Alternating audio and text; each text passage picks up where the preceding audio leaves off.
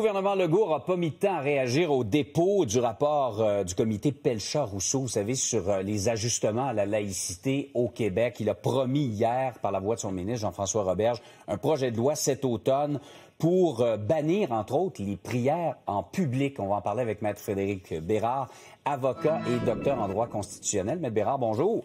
Bonjour. Le comité disait, en gros, donnez ça aux villes, là.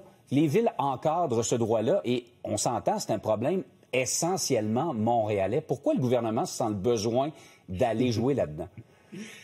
Pour des fins politiques, le gouvernement Legault peut pas être plus bas dans les sondages. Alors, pourquoi ne pas rejouer dans le bon vieux film de la laïcité, puis essayer de craquer l'opinion publique, de dire, regardez, nous, on va les mater, les musulmans, parce qu'au final, c'est d'eux dont on parle, soyons sérieux.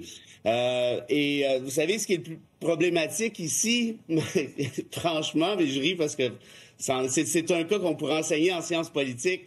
Les prières de rue sont déjà légalement interdites au Québec. Ah oui? Par le Code de la sécurité routière et par le Code criminel. Okay. Alors, il n'y a absolument rien qui va ressortir d'une nouvelle loi à cet effet-là. Si le gouvernement Legault est allergique aux prières de rue, OK, alors qu'il demande à ses policiers de faire respecter les dispositions législatives déjà applicables. Comment on va encadrer ça? C'est quoi une prière de rue? Si quelqu'un est sur le trottoir avec les mains jointes, c'est une prière de rue?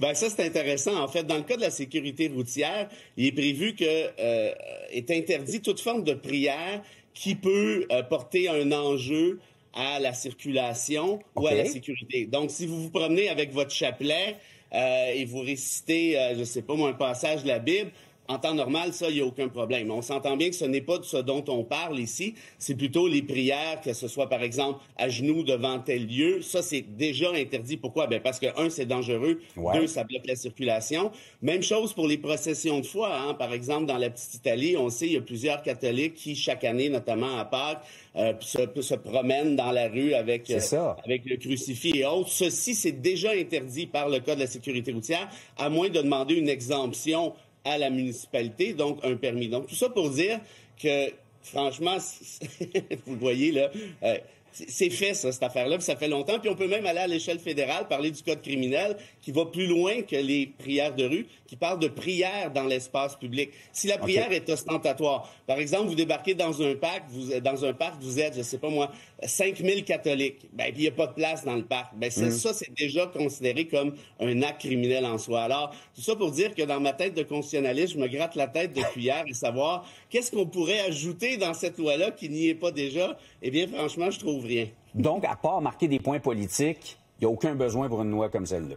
Absolument pas. Absolument pas. On pourrait simplement donner une directive peut-être plus claire aux policiers, genre, ce type de prière est interdite. Comme vous le savez déjà, s'il vous plaît, faites respecter la loi. Et puis merci et bonsoir. Et on s'éviterait un autre 6 mois de psychodrame. Ben oui, et c'est ce que la Ville de Montréal pourrait facilement faire en disant au SPVM, faites juste appliquer la loi qui existe, le Code de la sécurité routière. Bien sûr, et je le répète, il y en a deux.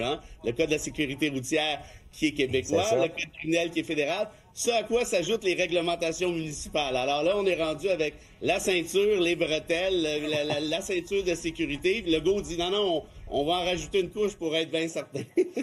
Mais qu'est-ce que vous répondez aux gens qui disent la liberté de religion, c'est un droit fondamental? On la brime avec une loi comme celle-là. Oui, la liberté de religion est un droit fondamental, ça fait pas de doute. Mais comme tout autre droit et liberté, faut pas oublier que celles-ci ne sont pas absolues. On vit en société. Il y a un équilibre à aller chercher entre les droits individuels et les intérêts collectifs. Et ici, vous savez, le Code de la sécurité routière dont je vous parle, l'article 423.1 du Code criminel, sont des articles qui, à mon sens, sont tout à fait plausibles, sont tout à fait légitimes. Pourquoi?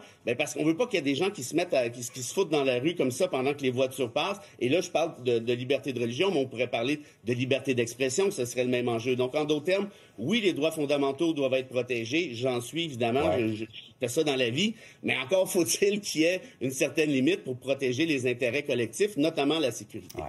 Et là, en plus, on va se compliquer la vie parce qu'on utilise la clause dérogatoire, encore une fois, ce qui ouvre la porte à des contestations.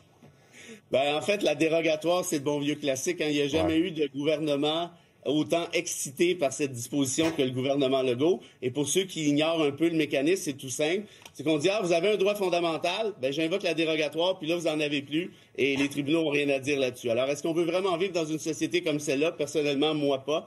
Mais pour le gouvernement Legault, clairement, c'est un outil très utile d'un point de vue électoraliste. Maître Bérard, c'était non seulement informatif, mais je dirais même divertissant. Merci. Merci beaucoup.